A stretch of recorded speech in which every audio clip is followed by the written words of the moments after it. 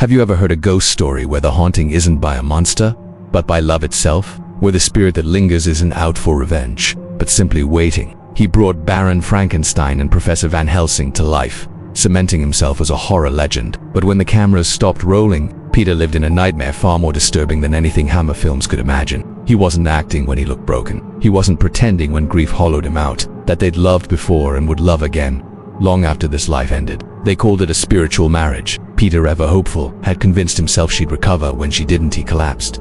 Not figuratively. The man who had fought Dracula on screen fell to pieces. That night, Peter sprinted up and down the stairs of their home repeatedly, pushing his heart to the edge. He threw himself into films, not out of ambition, but as a distraction from the crushing silence. In public, he smiled. In private, he spoke aloud to empty rooms. He simply said, "Yes, I shall be with her again." He'd turn his head, pause mid-sentence, and whisper as if someone unseen had just answered. From that moment on, his faith in their afterlife reunion solidified into certainty. He began referring to her constantly. "Helen thinks this. Helen would have loved that." People thought he was losing his grip on reality, but Peter knew. She was there, watching, waiting. It's about the kind of love that burns so fiercely. It scars the fabric of reality. A love that turned one man's life into a waiting room, and death into a homecoming. If this story haunted you the way it haunted me, hit the like button and subscribe for more chilling true tales. Because some ghosts don't scare us, they break our hearts. And maybe someone had. He believed Helen was with him, not metaphorically, literally.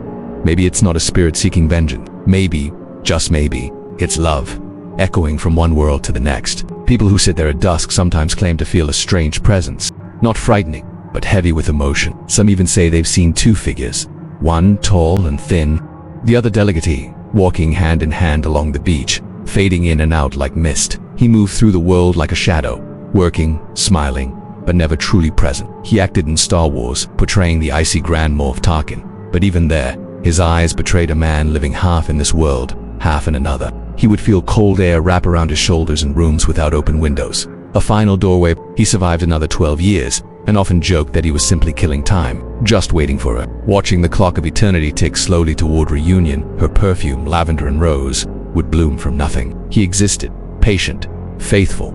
He believed every heartbeat brought him closer to her. And finally, on August 11th, 1994, that moment came. Their graves have remained secret, hidden from the public, wrapped in mystery, just like a scene from one of his films.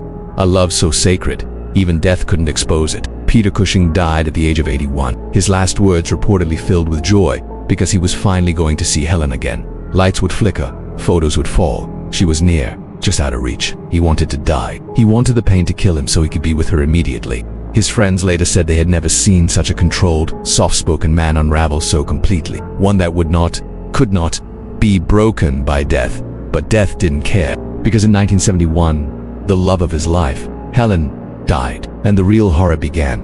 For the one soul it could never let go. This isn't fiction, not yet. And then the letter appeared. This is the real, bone-chilling love story of Peter Cushing, the gentleman of horror, and the woman who haunted him in life and in death. Her words felt like a voice calling out from the void.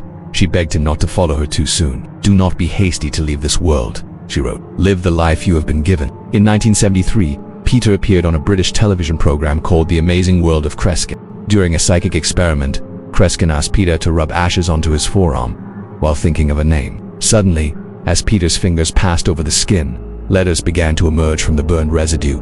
First an H, then an E. Kreskin stopped. "Helen," he said. The studio fell silent. "We will meet again when the time is right." Peter read that letter every single day for the rest of his life.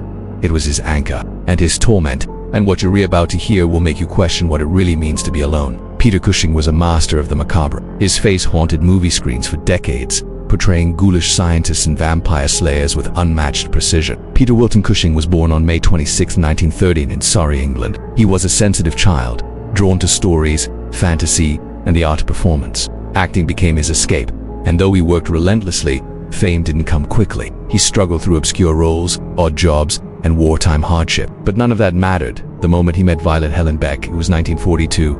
Peter was acting in a stage production of Newell Coward's Private Lives when Helen walked into the theater.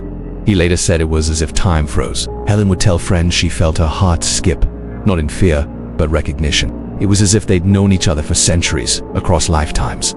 A cosmic reunion. They married in 1943, and from that day forward, they were never apart. Helen abandoned her career to support Peter's. She traveled with him, studied scripts with him, whispered confidence into his darkest doubts. He once said that Helen didn't just help him succeed, she created him. Without her, he would have been nothing.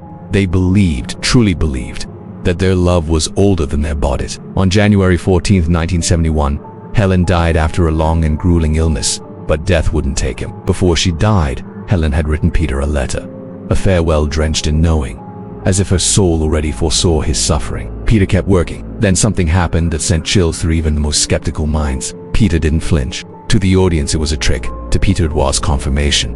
A whisper from the grave, a hand reaching through the veil. As the years passed, Peter's body aged, but his soul did not. In 1982, doctors diagnosed Peter with prostate cancer. Instead of fear, he felt relief.